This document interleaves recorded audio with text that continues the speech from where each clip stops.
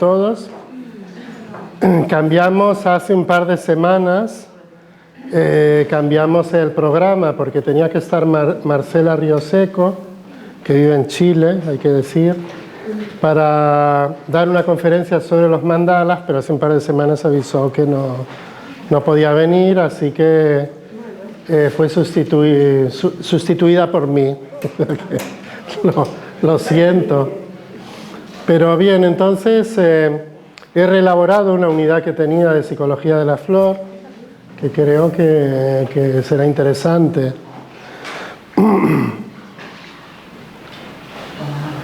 Bien, todavía hay factores que hoy en día influyen en la infrautilización de las flores de Bach. Uno de ellos es que el trabajo floral de Bach se realiza en muy corto tiempo, 28-35, no es un trabajo de 30 años o 40 como el de Freud o el de Jung. Muere prematuramente en noviembre del 36, como sabemos, y queda muy poco tiempo de vida para difundir su obra, apenas 14 meses, de una salud tan mala como había tenido hasta su última flor, que es el Sweet Chestnut. El Sweet Chestnut a la muerte, median 14 meses de mala salud, pero en las cuales él está perfectamente operativo, da conferencias, trabaja y podría haber preparado 20 flores más, o 30 más, o 40 más. Si preparó 19, las 19 últimas en 6 meses, en 14, contar cuántas podría haber preparado. Nos lega una escasísima descripción de las flores. De la primera mitad sí que tenemos más descripción, porque él de la primera mitad de flores, los 12 sanadores y los 7 ayudantes, da distintas versiones que va actualizando. Ahora, de las últimas 19, ya lo que tenemos es lo que él dice. Ahí ya es el párrafo que todos manejamos. Los retratos florales no son psicodinámicos, son estáticos. Y eso también, a mi modo de ver, ralentiza toda la maduración de la parte teórica de la terapia. Ahora veremos un ejemplo. Termina habiendo una confusión de la descripción de las flores con el espectro de acción de las mismas. Esto es... Hay gente que dice, pero... lo que Bach dice tal, pero Bach no dice esto. No. Bach dice muy poco de cada flor realmente. No podríamos ser testigos de Jehová florales. Ellos tienen la Biblia, nosotros tenemos unos párrafos pequeñísimos, entonces con eso nadie podría trabajar. Realmente todo el mundo trabaja con descripciones ulteriores, con ampliaciones, con distintas elaboraciones. La terapia floral, por todo esto que hemos comentado, queda dormida, por no decir muerta, hasta fines de los 80. La prueba de ello es que no hay bibliografía prácticamente. Está el libro de Nora Wicks, que sale en el 39, otra pequeña cosa de Nora Wicks que sale más adelante, Chancellor en los años 60 y no hay nada más. Hasta mediados de los 80, fines del 80, no hay bibliografía en ningún idioma. Están las newsletters del Centro Bach que dirige Nora Wicks. En los años 50 hay las newsletters estas, que son como 2 fotocopias, 2 hojitas que van repartiendo, pero eso también tiene una difusión escasísima. ¿Y por qué hay poca bibliografía? Porque no hay interés y no hay práctica en todos esos años. Esto es seguro que es así. Entonces uno dice, bueno, ¿y qué hubiera hecho Bach si hubiera vivido más tiempo? Quizás de escribir más, sobre todo, sí, yo creo que escribir más sobre cada flor. No crear más flores porque él tiene claro que con Sweet Chestnut, que es la última, el sistema está cerrado. Y la prueba es que sobrevive esos 14 meses, donde por ese sistema que había adoptado de cocción podría haber preparado 30 más y él ni se lo plantea. Bien, entonces vamos ahora a ver una descripción de Bach, de las quizás más amplias, que es el Rockwater. que tiene que ver con ese tipo de obsesivo puritano, como este inquisidor de aquí que suponemos que sería Rosewater. No salió muy favorecido, pero probablemente sí, ¿no? Le dijo al Greco, que es el pintor, le dijo, sácame bien, sácame bien, así un poco de perfil 3/4, porque estafó este cuadro. Y él se esmeró, pero salió lo que salió. Dice, para aquellos que son muy estrictos en su manera de vivir, se niegan muchas de las alegrías y placeres de la vida porque consideran que pueden interferir su trabajo. Son severos amos de sí mismos. Desean estar sanos, ser fuertes y activos y harán cualquier cosa que crean que les puede mantener así.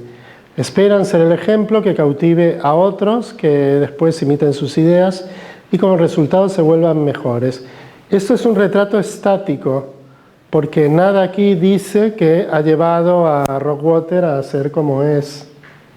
No te dice, tuvo una educación castrante con unos padres sobreexigentes que fomentaron el que se convirtiera en un obsesivo, demasiado reprimido, demasiado cabreado, y todas sus emociones las tuvo que sublimar en un patrón de conducta totalmente estático para huir de pensamientos e impulsos repugnantes. Sentirse culpable, la suciedad, todo lo pecaminoso lo sublimó en una meta. Claro, no dice nada de esto, entonces, claro, es difícil saber a partir de aquí cómo es un Rosewater. ¿Entendéis? Un poco una descripción psicodinámica sería esa, la que habla de un estilo de aprendizaje que te convierte en algo y el que explica tu sistema de creencias y justifica todo lo que haces. Entonces, este es el problema. Dice, ¿y él para qué hace esto? Bueno, aquí sí que da alguna pista para que los demás lo imiten y a raíz de esto se vuelvan mejores.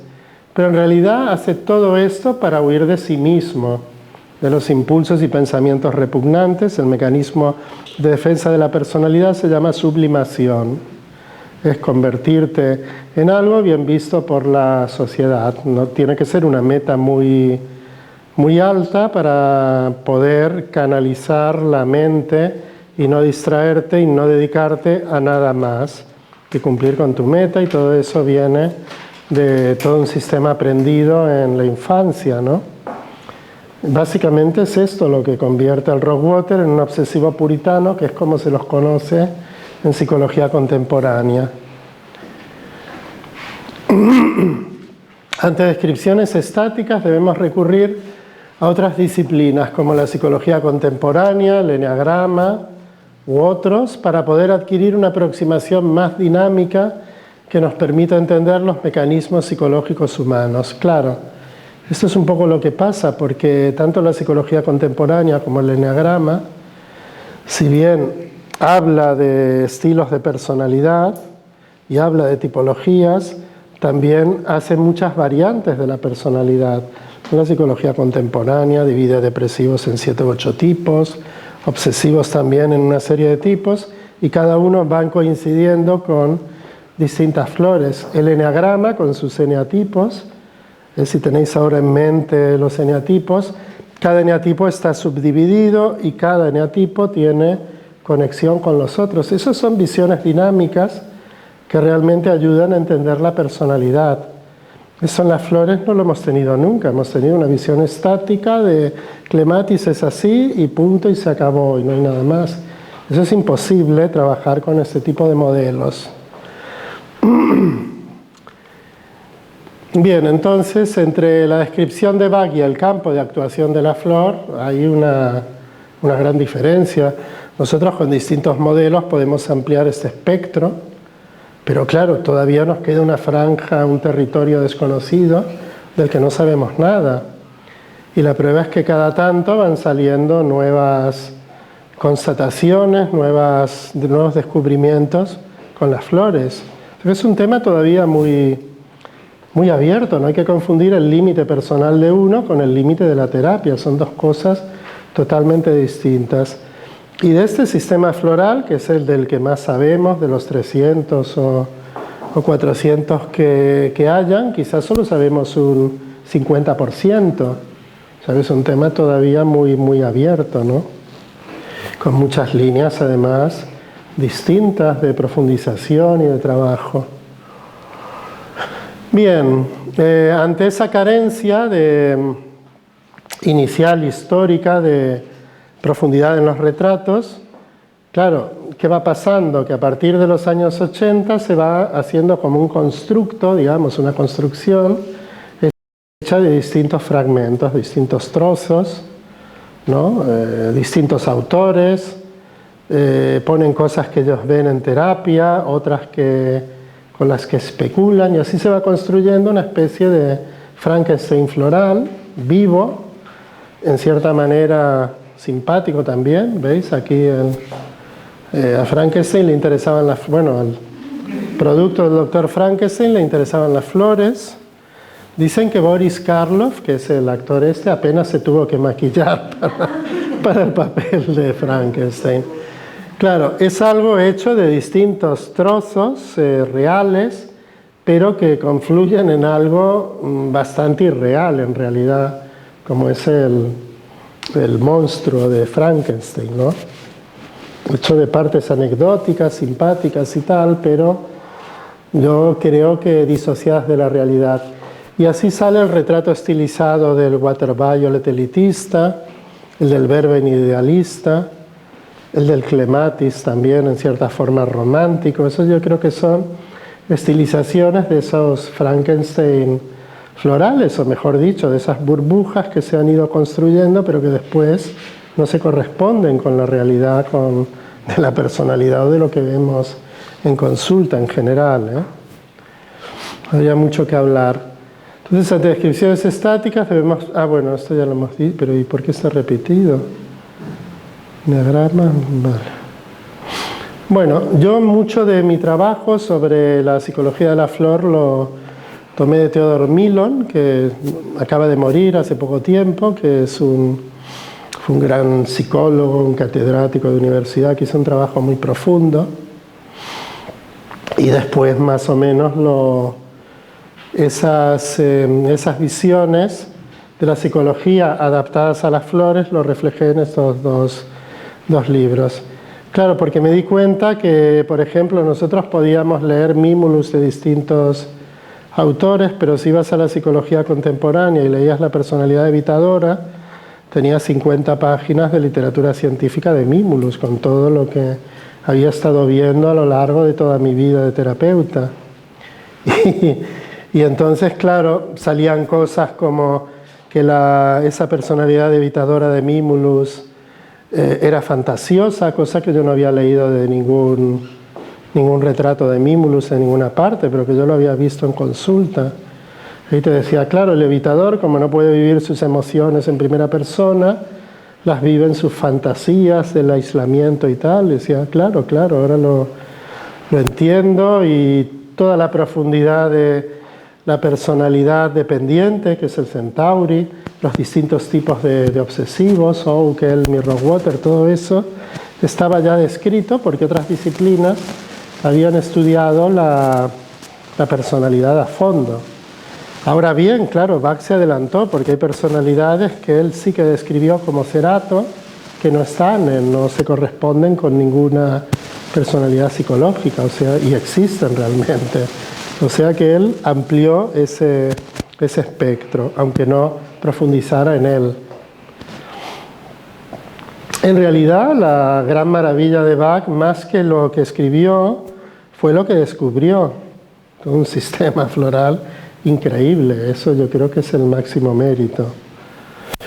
Bien, después pasa otra cosa. Cuando nosotros compramos un set floral y lo abrimos, vemos que hay 38 botellitas, generalmente de 10 mililitros, que es lo que compramos todos, y 2 más al final, que es el nombre que cada elaborador le da al rescate, Rescue Remedy o Five Flower Remedy o lo que sea. Entonces, la tendencia mental es pensar que hay 38 territorios iguales y que aprendiéndotelos ya está, ¿no? la parte física la tienes, pero esto no es así en ningún sentido. Eso es una visión estática. En esa visión estática, Elm es una flor, Oak es otra y Rockwater es otra. Territorios equivalentes, correspondientes a un botellín cada una. Pero en un modelo dinámico encontramos que Elm y Oak tienen muchísimo más en común, mucho más territorio compartido que no territorio diferencial. Y de hecho, yo no he hecho más territorio que confluye porque para que cupiesen las letras, ¿no?, de Elm y Oak, pero todavía lo podríamos superponer un poco más. Entonces, claro, yo entiendo que cuando uno estudia una flor, unas flores, la tendencia es encontrar diferencias bastante polares que te permitan manejarte en las polaridades porque es mucho más fácil, pero eso en realidad no tendría por qué ser así, porque de hecho surge otra pregunta: ¿realmente las flores trabajan los territorios que nosotros creemos que trabajan? ¿En función de qué se establece esto? Yo, por ejemplo, me di cuenta que mucha gente tributaria de ser tratada con él mejoraba mucho más con Oak. Entonces, a partir de ahí me di cuenta de esa confluencia también. Entonces, terminé dando las dos a todo el mundo y se acabaron los problemas, ¿no? Y había un efecto sumatorio, pero seguramente esa sofisticación de Elm no existe. Y ese embrutecimiento de Oak tampoco, están mucho más cerca de ser mucho más parecidas de lo que creemos. Pero después hay otro factor. Los territorios no son para nada iguales, aunque las botellitas sean iguales. No vas a comparar el campo de actuación de impatience con el de Mustard, una flor súper sofisticada que lo que trabaja es la emoción primaria de la tristeza, nada más, por el momento, ¿no? Entonces, bueno, la tristeza es una cosa, la aceleración con la impaciencia y todo esto es muchísimo más grande. O sea que ya partimos de que van a haber territorios muy diferentes. Por ejemplo, las 5 flores que estén en el remedio del rescate, ya obligatoriamente tienen que ser flores de amplio espectro porque tienen que servir para todas las emergencias de todos los seres vivientes. Entonces, el círculo va a ser mucho más grande que otras mucho más especializadas, como el caso de Mustard, el caso de White Chestnut, etc. Pero aún hay otro tema, y es este, que un territorio de una flor esté totalmente comprendido en otro.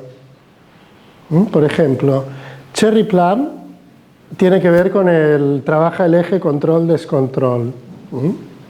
Por eso está en el rescate, porque muchas situaciones de emergencia traen aparejado un descontrol, un cortocircuito. Pero como el concepto de descontrol es tan inmenso, tienen que haber flores mucho más especializadas que trabajen tipos concretos de descontrol. En este caso, White Chestnut, cuyo el descontrol que trabaja es la repetición continua de algo en un vector de tiempo corto. Puede ser un pensamiento, normalmente un pensamiento reiterativo, que se te ha quedado enganchado en la mente. Eso es. Es un tipo de descontrol, pero un tipo de descontrol muy específico, porque pueden haber otros tipos de descontroles, como la violencia activa de la ira de Holly. Es otro tipo de descontrol que está dentro del descontrol Cherry Plum. Así que ya aquí sería innecesario hacer un diagnóstico diferencial entre estas dos. O sea, todo el que necesite White Chestnut puede mejorar tomando además Cherry Plum, pero no la inversa, porque el tamaño te lo dice todo, ¿no?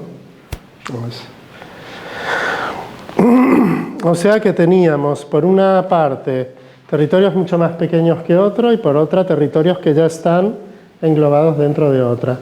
Por supuesto, si hubiera que elegir una, te va a actuar mejor la más especializada y la más cercana al problema que tienes. Pero aquí, claro, aquí habría que dar las dos. Del mismo modo de una persona como, por ejemplo, Verbein. Verbein es totalmente impulsivo, totalmente emocional, totalmente... es el ello, ¿no? Dice Freud, el ello, todo lo que... la satisfacción inmediata del deseo, pero su forma de interactuar es descontrolada, no pasa por la mente, totalmente impulsiva y muy, muy agresiva. Por eso los auténticos verbos negativos o están en prisión o lo han estado o lo estarán, ¿no? Porque claro, las normas se las saltan. Entonces, claro, a ellos hay que tratarlos con Cherry Plum y Holly, además de Vervain. Eso si quieren tratarse y te perdonan la vida y vienen a terapia, pero claro, hay gente que también no se adapta a la norma de venir a las visitas, tomárselo y tal, pero bueno, en el caso que sí, claro, ahí ya no vas a plantearte si es más Cherry Plum y Holly, porque el Holly está dentro del Cherry Plum para Vervain. Bien, pero después hay otro factor que yo creo que tendríamos que considerar. Fijaros la descripción que hace Bach de Clematis. Esto le podríamos llamar el Clematis tipológico, ¿no? Está hablando de uno de los 12 curadores, por tanto, una de las 12 primeras flores y por tanto tipológica. Él dice, para los soñadores y los soñolientos, que nunca están totalmente despiertos y que no tienen gran interés en la vida. Gente tranquila, que no es realmente feliz en su actual situación y que vive más en el futuro que en el presente. Son personas que viven en la espera de tiempos más felices, donde sus ideales podrán convertirse en realidad. En la enfermedad, algunos hacen muy pocos esfuerzos o ninguno para recuperar la salud y en algunos casos hasta llegan a desear la muerte con la esperanza de una vida mejor, o quizás con el deseo de reencontrarse con algún ser querido al que han perdido. Bien, si intentamos situar este retrato en un arco de todo lo que sería Clematis, nos encontramos con esto. Un Clematis máximamente negativo, negativizado a tope, ¿cómo sería? No sería la descripción de Bach, sería un psicótico, como catatónico, totalmente yin, que está en una postura, no sabe quién es, totalmente despersonalizado. Eso sería el Clematis máximo, que está en una franja totalmente psicopatológica. ¿Y cómo sería el Clematis máximamente positivado? Sería una persona afable que ha aprendido la lección de la afabilidad, que es gentleness en inglés. Una persona afable es una persona que se interesa por los demás, de trato fácil, amable,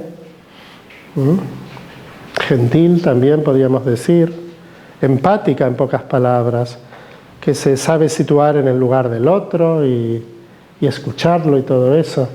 Bueno, este no necesitaría tomar el Clematis para nada, lo situaríamos aquí. ¿Y dónde podemos situar la descripción de Bach? Yo la situaría en el corte este de aquí, aquí.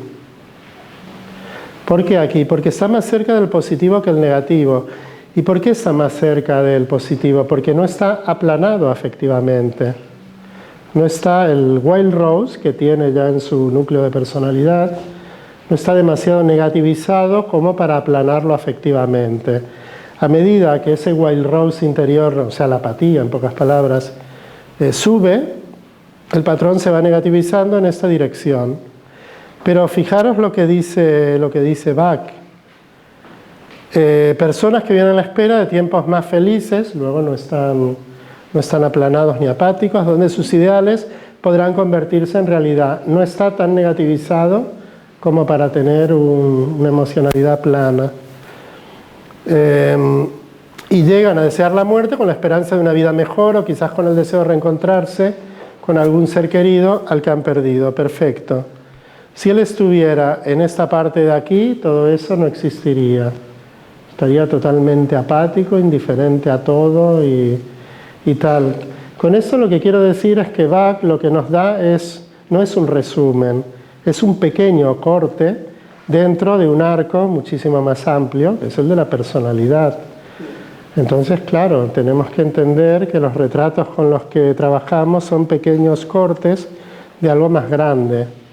Entonces, por esa rendija, o sea, no podemos hacer pasar toda la información del exterior para que confluya y coincida con esa rendija, porque eso es hacer trampa. Al contrario, hay que ampliar el angular y la óptica para poder situarnos en lo que estamos viendo. Y esa visión es la que tradicionalmente ha faltado en las flores, ¿no? Parece que si tienes esto, eres esto, si no lo tienes, eres lo otro. Pero a ver, dentro de una tipología, de un rasgo, hay toda una gama de variantes según tu entorno, tu estilo de aprendizaje, lo que tú haces con eso, las cosas que te ocurren. No puede ser todo tan cuadriculado y estático. Bien, entonces, ¿qué quiere decir la personalidad? La personalidad yo ya lo sustituiría o lo pondría como sinónimo de la tipología. Yo no solo trabajo con las 12 primeras tipologías, para mí el concepto de lo tipológico es más amplio y engloba otras flores que no están entre las 12 primeras. Pero la personalidad, ¿qué es? Es un patrón de características que configuran la constelación completa de la persona. Incluye el temperamento y el carácter. Estas definiciones las saco de Theodor Millon.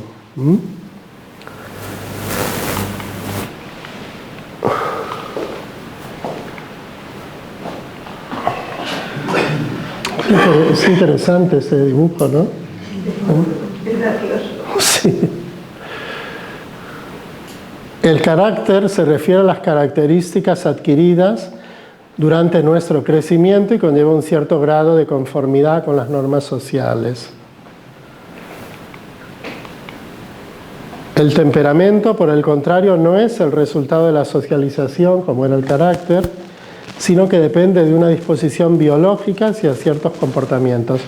Sí, esto quienes tienen hijos, bebés gemelos y tal, se dan cuenta, ¿no?, de que hay probablemente temperamentos muy diferentes, aunque haya la misma educación y la misma madre y lo mismo todo. Dice, sí, mira, pero siendo del mismo sexo, me refiero a los gemelos, dicen, este es terrible porque tiene un genio y tal, en cambio el otro parece que se lo toma más no sé qué, O sea que ya hay una codificación de entrada y después, claro, el carácter sí que tendrá que ver con esa socialización, esa influencia que cada uno vaya viviendo.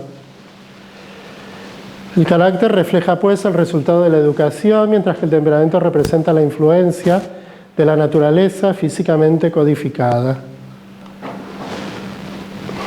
Bueno, esto sería más el carácter, ¿no?, que se va moldeando más. Fue muy gracioso porque esta mañana, como quería, esto es una parte que doy en el curso, pero quería enriquecerla con imágenes y con un poco más para la conferencia, encontré esta imagen y dije, caramba, esto qué bien que va, ¿no? Como te moldean el carácter, ¿no? Qué bueno. Y el rasgo de personalidad es un patrón estable de comportamiento, pensamiento y sentimiento que permanece a lo largo del tiempo y en situaciones diversas. Por ejemplo, rasgos de la personalidad son la ansiedad, la culpabilidad, la timidez, la agresividad. Claro, esto nos interesa especialmente porque hay flores que solo trabajan rasgos de personalidad. Por ejemplo, el pine no es un tipo de persona, no es un tipo de personalidad, la culpabilidad. Sin embargo, sí que es un rasgo en distintas personalidades. Una manera continua una estructura de personalidad que tiene que ver con alguien que se siente culpable, aunque no haga nada, ¿no? Entonces sería un rasgo de personalidad dominante en Centauri, por ejemplo, y en los obsesivos, el que más Rockwater y en menor medida en Oak y en L.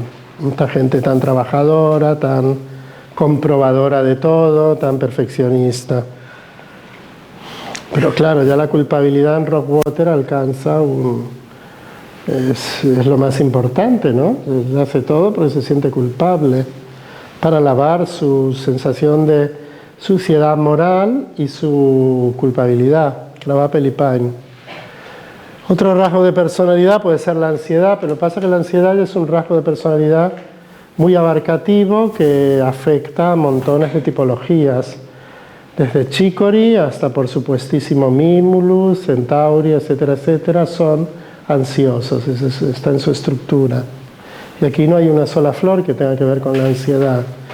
digamos, bueno, la parte mental de la ansiedad se llama preocupación y eso es white chestnut, es el motor mental de la ansiedad, pero después habría que analizar más cosas, ¿no?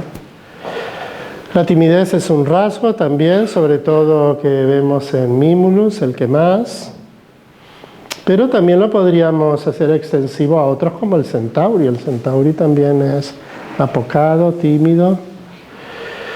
La agresividad es un rasgo muy importante en Verbein, sobre todo en Heder. Verbein, Heder, Wein, estos son.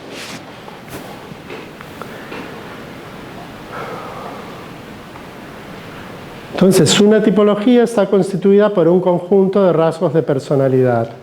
Por ejemplo, la tipología Mimulus, por citar una de las más jugosas y más conocidas, está compuesta por una sumatoria de rasgos de personalidad. Por ejemplo, la creencia distorsionada de ser inferior, que llamamos Large, es un rasgo de personalidad.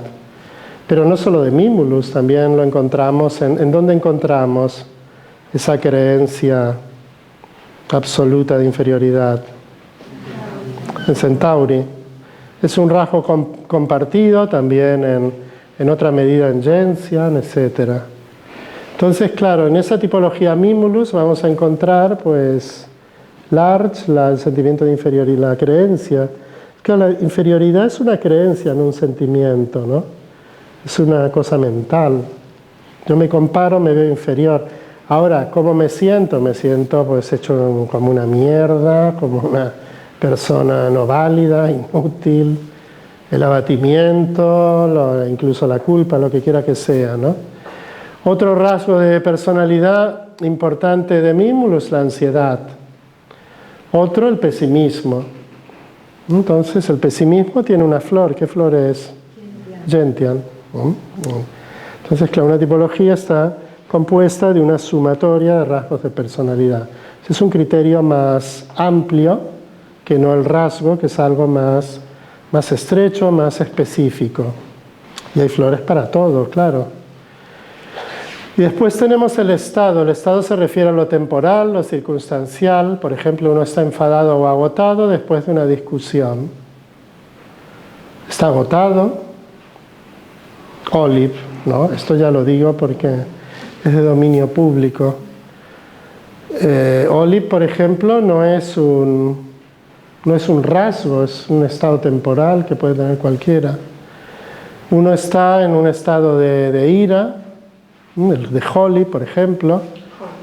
Holly, te enfadas. Claro, Holly lo puedes vivir como rasgo, como lo vive Verbein, ¿no? Una manera de reaccionar, de procesar la información y de reaccionar estándar que tiene la violencia. O lo puedes vivir como un estado temporal, quienes no tenemos por fortuna el rasgo Holly. Entonces la ira como estado, Holly.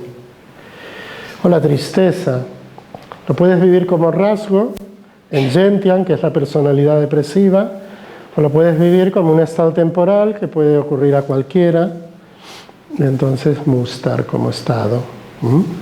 Claro, entonces, de esta manera podemos dividir la parte psicológica de la flor en tipología, que es personalidad, rasgo de personalidad, criterio más estrecho, más especializado, y estado. Así por lo menos para saber de qué estamos hablando, porque si uno cuando dice sí, Mimulus, entonces no sabe si está hablando de la persona tipo Mimulus, de un miedo concreto que puedas tener o de qué, ¿no? Y esto es importante porque a la hora de estructurar el tratamiento, de jerarquizar las flores y tomar mucho más unas que otras, si podemos hacer un modelo como estratificado, es más fácil trabajar, decir, bueno, estas flores que esta persona las está tomando como rasgo, como tipología, las va a tener que tomar una serie de meses. No me voy a plantear cada semana si las tiene que tomar o no.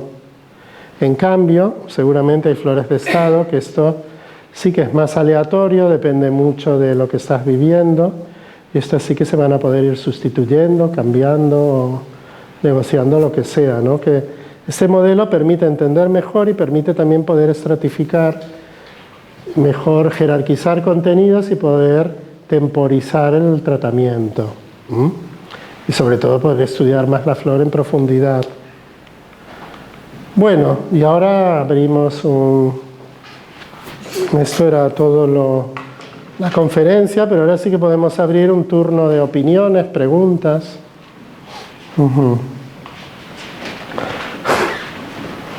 No siempre es fácil encontrar, claro, porque una tipología, para que te des cuenta, tiene que estar muy marcada y tenemos que poder datarla en el tiempo. Tenemos que tirar en la biografía y que eso sea coherente con lo que estamos viendo y lo que nos cuenta el cliente. Claro, porque si no podría ser un estado temporal. A uno lo vemos totalmente introvertido, tímido, parece evitador. Decimos, bueno, este debe ser un mimulus, pero igual esa persona es en una pequeña temporada así porque está prisionera de un proceso ansioso, porque ha tenido una pérdida importante, porque está tocada por algo, y eso no sería la personalidad, sino un estado pasajero, ¿no? Temporal. Porque ya, si averiguamos, nos diría, no, yo no era así antes. Ahora ya, si baja algún vecino, en la finca no salgo para no encontrármelo y no tener que saludar, todas las cosas que hacen los mimulus siempre, pero yo antes no me pasaba. Bueno, ¿y cuándo le empezó a pasar esto? Bueno, empezó a pasar cuando me pasó aquello con mi marido, con el trabajo, con lo que quiera que sea, ¿no? Entonces, claro, ahí ya te das cuenta que no es la verdadera tipología, ¿no? Sino más bien un estado temporal. Muy bien. ¿Alguien quiere comentar algo, compartir algo, preguntar algo? Sí. Con la visión de Bach de los 1 o 2 lecciones a aprender. Sí. Tendría que ver entonces con Sí. escribirlo a 1 o 2.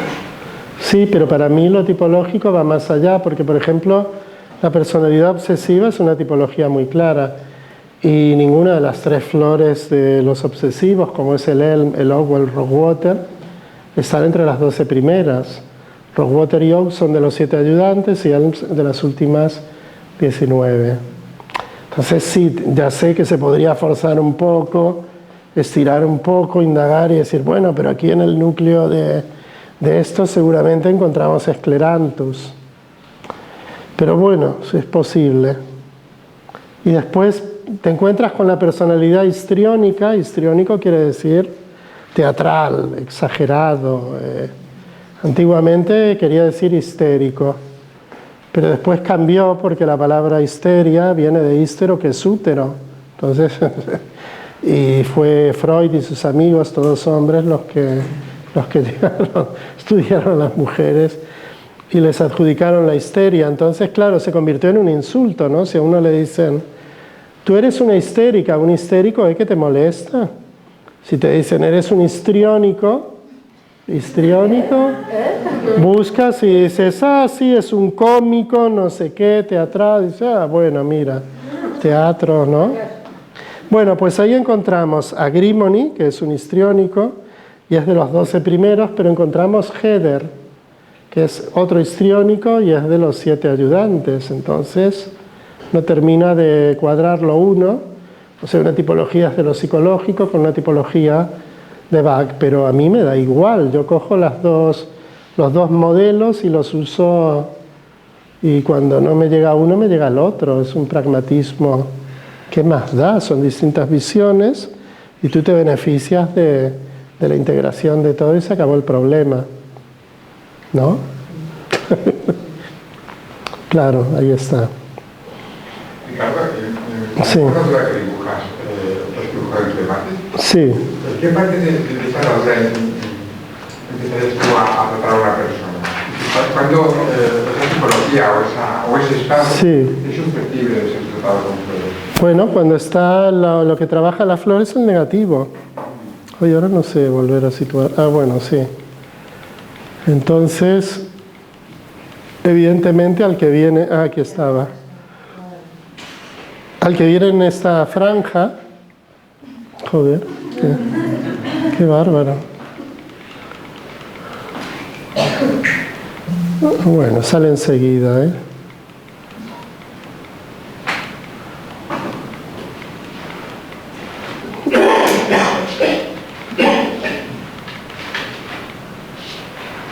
Claro, el que viene en esta franja ya vendrá para otra cosa, no para que le tratemos esto. Ahí ya la flor no es operativa porque estás en el positivo. Entonces, empezaremos desde el modelo de Bach, que es este de aquí, para mí, hacia el negativo, ¿no? Porque el modelo de Bach, pues, la descripción de, por ejemplo, el climático, tampoco es muy negativizado. No, es que estaba aquí, dijimos que estaba aquí en el corte 2. Crec que és la situació que estava ell en aquell moment. No? Sí, sí, pero nosotros no lo tratamos a él. No estava supernegatiu. Claro.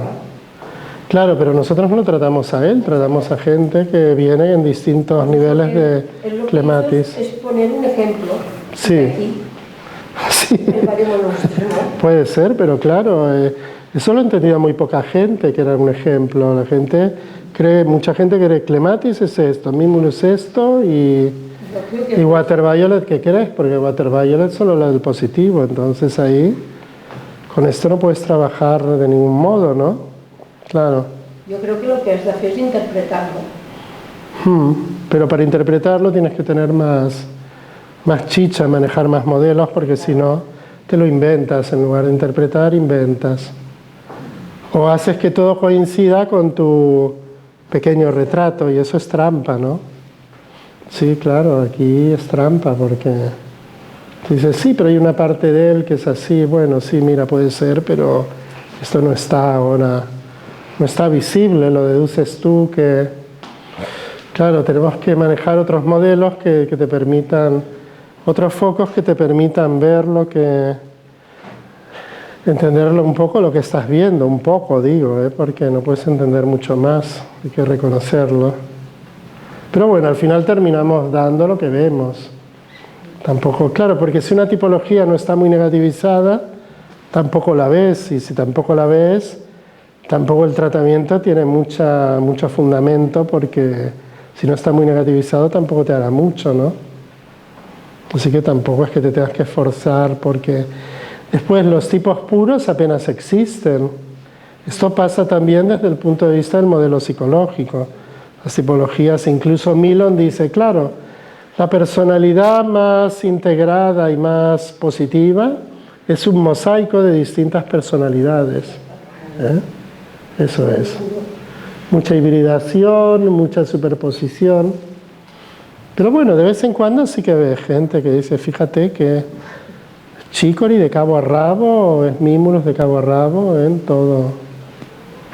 Bueno, pero con que uno sea algo, ya un 30% ya es mucho, ¿no? Un 30% de algo es mucho, ¿no?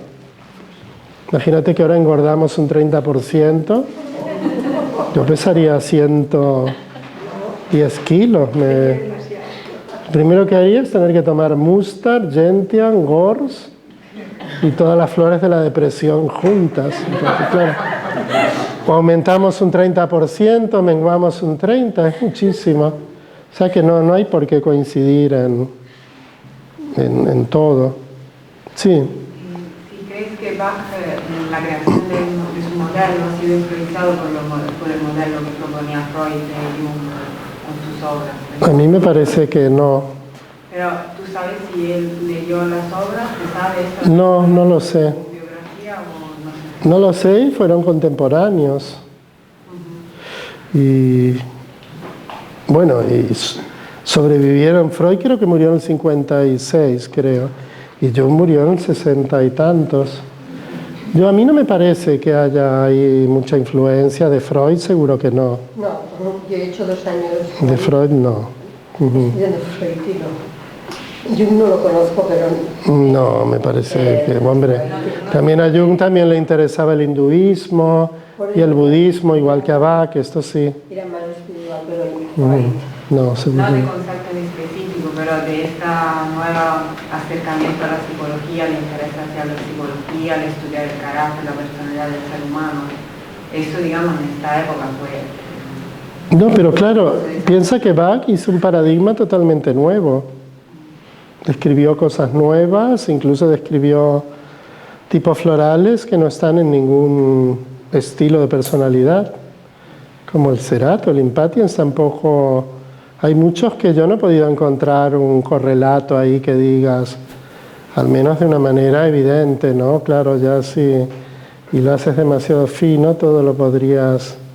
Pero claro, es interesante porque él vio personalidades que no están descritas desde un modelo, no sé, desde el eneagrama. El eneagrama es un tema que no conozco, pero no desde la psicología contemporánea, por ejemplo, Impatiens o Cerato.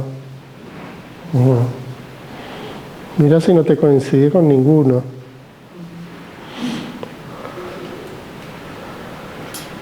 Claro, pero lo sorprendente es que hay una flor que te trate digamos, claro, que nosotros vemos el negativo, por ejemplo, de Mimulus, el negativo de Centauri, ¿no? Que es lo que aprendemos y tal, es lo que en psicología es el trastorno de la personalidad. Y que hayan flores que te lo traten y te lo solucionen, eso es lo...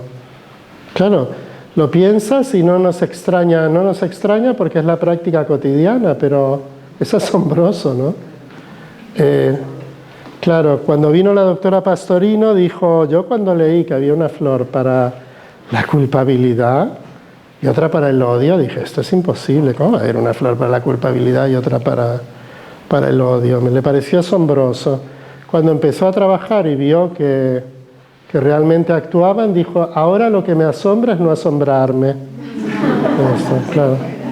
Pero si te abstraes un poco, y no, ahora nos olvidamos, te abstraes un poco y piensas como desde fuera, si no conociéramos nada de flores, dirías, pero ¿y cómo puede ser? Esto es verdaderamente asombroso, ¿no? Y ahí está la maravilla de Bach y el sistema, más que lo que describió, porque, a ver, si lo pensamos, la filosofía de Bach es un picoteo de distintas religiones, de distintas disciplinas, todas preexistentes. Saca una cosa de la antroposofía, del cristianismo primitivo, de Steiner, ¿no? Bueno, de la antroposofía de Steiner, algo del budismo, del hinduismo, es como todo hay como un, ¿cómo se diría?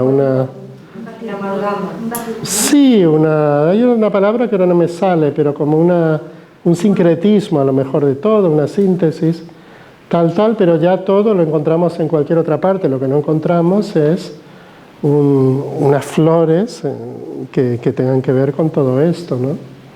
Eso sí que es lo mejor. Muy bien, ¿y qué más? Una pregunta. Sí. Los que tenéis más experiencia así en terapia, para tratar lo que es la tipología de la personalidad, para usar las flores tipológicas, ¿cuánto tiempo más o menos hay que usarlas para que esa persona se posibilice un poco y quede como firme el resultado en ella, ¿no? Que entere. Bueno, por ejemplo, si pensáramos en un caso como este, pero podría ser Mimulus o cualquier otra tipología así consistente, y la persona viniera por aquí y tal, nosotros lo que podemos conseguir es en 3 o 4 meses una evolución en este sentido. No sabemos hasta cuándo, porque eso tiene que ver con muchas cosas, ¿no? El número de tomas, por ejemplo, mira, cosas de lo más absurdas, el número de tomas. Eso de 4 gotas 4 veces al día, nadie sabe quién se lo inventó. Pero yo, por ejemplo, conocí una psiquiatra en la Toscana que está en el hospital de Lucca y le permiten dar flores y tal. Y ella había entendido que yo había dicho que había que dar 15 o 20 veces al día las flores, pero yo no había dicho eso, pero ella empezó a dar 15 o 20 veces a los enfermos y empezó a ver mejorías que no se habían imaginado dando 4 tomas al día.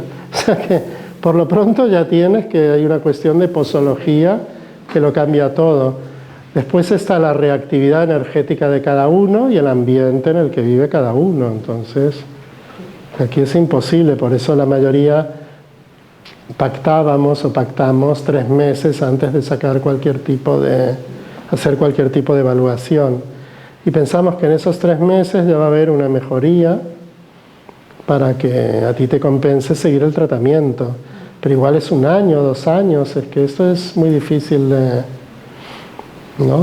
como mínimo pactar un tiempo antes de plantearte nada, ¿no? Bueno, si pactamos 3 o 4 meses, pero con visitas cada 3 semanas para que haya un vínculo, una supervisión y puedas ir ahí no sé, añadiendo flores de estado y cosas por el estilo, ¿no? Sí, sí. Pero claro, después a cada tipología hay que reforzarla con flores que tienen que ver con esa tipología. Por ejemplo, a Mimulus sería un error no darle large, porque todo Mimulus, para creer que los demás lo evalúan negativamente, tiene que sentirse inferior, si no, no estará... Bueno, si no te sientes inferior en Mimulus, quiere decir que estás de aquí para acá, que aquí esto ya lo has superado, no lo has tenido nunca tal vez, estás en esta franja, o sea que está bien. Pero, ¿y cómo un Centauri no se va a sentir inferior? Entonces no sería Centauri, ¿no? Si cree que puede gestionarse a sí mismo, no sería una personalidad dependiente desde ningún ángulo, o sea que este ya parte con Larch. Entonces, claro, todo esto, esta visión también te hace que el tratamiento vaya más rápido, ¿no? Sí. Hablo un poco de evidencia, pero me parece que hay terapeutas que trabajan con que hay flores que se pueden oponer, como bipolaridades o dualidades. No, esto viene de la farmacología y no tiene ningún sentido. Esto viene de farmacología por gente que nunca ha estudiado farmacología. Es curioso, pero es que es así, ¿no? En la farmacología hay medicamentos incompatibles, medicamentos antagonistas, ¿qué es esto simplemente? Pero esto no es farmacología, es otro paradigma. Entonces esta es una idea mental que no se compagina para nada con el tratamiento. Y te lo digo porque yo con el modelo del patrón transpersonal resulta que puede ser que estés tomando flores como antagonistas u opuestas. Tú imagínate una persona Centauri que retiene líquidos o no le baja la regla y yo le doy chicory. Eso es un antagonista, ¿no? Va mucho mejor el tratamiento porque puedes eliminar. Y un Centauri que le das Vine porque también tiene líquido en tensión. Y el uso del patrón transpersonal por toma oral te demuestra que esto no es cierto. Porque si no se anularía el efecto de supuestos antagonistas que vete a saber cuáles te dicen que son. Eso es... ¿Qué? Bueno, esto es el desconocimiento de la práctica cotidiana, simplemente. Además, las flores trabajan, no es un principio activo, trabajan rearmonizando el negativo como catalizadores de información. Lo que sí en muchos centauris hay un baño, porque trabaja un mapa mental desde ser maltratado, pero hemos de ver dónde maltrata este centauri, porque se mueve en la vida como activa, pasiva, no reflexiva. Me maltrato yo desde Centauri, pero ¿a quién maltrato yo y quién me ha maltratado? Cuidado porque aquí entonces entran los juegos psicológicos y demás, que aquí si un Centauri va. Pero en cualquier caso, si te tomaras las dos, mejorarías en los dos aspectos. Sí. Claro. Lo que sí que veo es que hay flores que quizás se niegan a entrar en un patrón y se van al otro. Por ejemplo, en Auk, en Rafael, el hijo de la novia, que se niega a vender el restaurante y no quiere pasar por Gors, la vida lo coloca al su chestnut. Aquí podríamos decir que si hay flores que se niegan a entrar en o no es tan fácil que entre un monk a Gors, lo colocan sweet por el portero. Pero no quiere decir que no vaya a entrar en Gors, pero que normalmente ves que el tío, si le hemos llamado aquí cariñosamente el tío Gors, es porque se resiste. Y en la película se busca una alternativa y un restaurante chiquitín, antes del familiar, ya no lo quita de ponerlo en suite, pero algo se niega, y aquí diríamos el anti-O un poquito, no, el anti-O. Claro, y después en la propia mente puedes tener los antagonistas. Mucha gente es muy ambivalente y tiene los dos polos en activo, en una parte más profunda de la personalidad está uno y en una parte más superficial estás actuando el otro y tienes que tomar las dos flores y te va muy bien. O sea que no, eso no existe, las flores antagonistas. Y en la parte más profunda de una persona pueden entrar dos tipologías. Sí, sin duda, sí, o más. Bueno, según Bach, si has venido a aprender una o dos lecciones, en esas 2 lecciones podrían entrar 2 de las 12 a la par. Y sí que es cierto, que hay gente que dice, mira, de una banda lo veo tan esto como tan lo otro. Están a un 50% y sí. Claro, sí. ¿No encuentras muy atrevido en unas primeras sesiones que tenéis una psicológica? Es que hay gente que ya lo lleva escrito en la cabeza. Pero encontrar una psicología directamente y encontrar esa flor psicológica. Pero eso, contéstamelo tú, ¿no lo has visto en algunas personas? Sí, otras no. Claro, es en algunas solo. Sí, en algunas sí. Sí, que dices, es que hace todo lo que está en el manual, es que es esto, tal, me pregunta tal, Y sí, voy indagando un poco en su infancia, que coincide también, pero esto sí es cierto que no es lo más usual, claro. Porque hay mucha gente, como decías antes, que es un poquito de todo, ¿no? Sí. Es un mapa y tú estoy desgranándolo ahí. Sí, pero siempre habrán rasgos de personalidad o cosas que igual no es una tipología, pero sí un rasgo muy marcado. Entonces ahí ya tenemos bastante con lo que trabajar. Pero bueno, en definitiva siempre lo que a uno le pasa y lo que uno quiere, ¿no? Es para lo que vienes. Las 2 preguntas, ¿qué te pasa y qué quieres? ¿No? Esto es lo que debería regir toda nuestra intervención. Muy bien. ¿Alguien quiere comentar algo más? Sí. En estas descripciones que hace Bach, se pueden como separar cada frase o cada pequeña oración y tomar a cada una como un síntoma o una nota clave, de la misma forma que, por ejemplo, si una persona dice, no mucho de psicología, pero si una persona dice que oye voces, es una nota clave de que el diagnóstico es esquizofrenia, por ejemplo. Entonces, cada pequeña frase, considerarla como una nota clave. Hay muy poca, las descripciones son demasiado cortas como para sacar demasiado provecho, ¿no? De lo que él dice. Entonces, yo lo que entendí era que era como una foto en todo un viaje, ¿no? Entonces tú ves esa foto y ahí no puedes saber dónde empezó el viaje o hacia dónde van, ¿no? Te falta como entrar a mitad de una película, es muy difícil ahí. Pero por suerte tenemos el cliente que nos da más información y podemos preguntar todo lo que queramos, ¿no?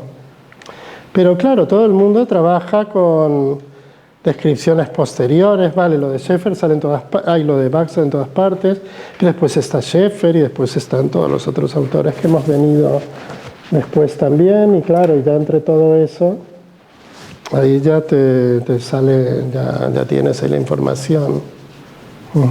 Claro. Pero claro, él escribió muy poco.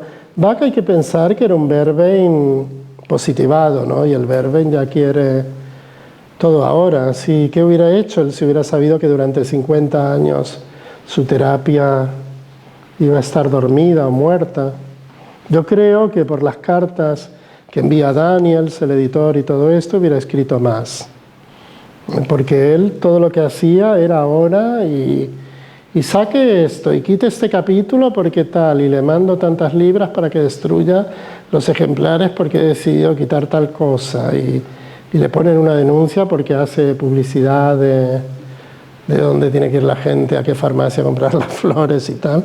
O sea que supervisaba todo para que el tema fuera conocido en su momento y después perviviese, pero eso no pasó. Pasa medio siglo después. Bueno, a nosotros nos va bien porque vivimos medio siglo después, ¿no? Si no, nos ha pillado bien. Y todavía mejor para los que son niños y tal y ya reciben las flores de entrada. Estos son unos privilegiados, cosa que si nosotros hubiéramos podido, otro gallo cantaría, ¿no? Imagínate cuántas taras no tendríamos. Claro, pero bueno. Cada uno le llega cuando le llega, ¿no? Bueno, pues si os parece lo dejamos aquí. La semana que viene es muy interesante porque hay profundizando en Gentian, una flor que tiene mucho más de lo que parece y no muy comprendida. Estará a cargo de José Luis Hernández allí, pero bueno, estaremos todos también. Y venir todos los que podáis, porque así haremos habrán más opiniones. Bueno, pues así hasta el miércoles. Vale, pues de nada. De nada.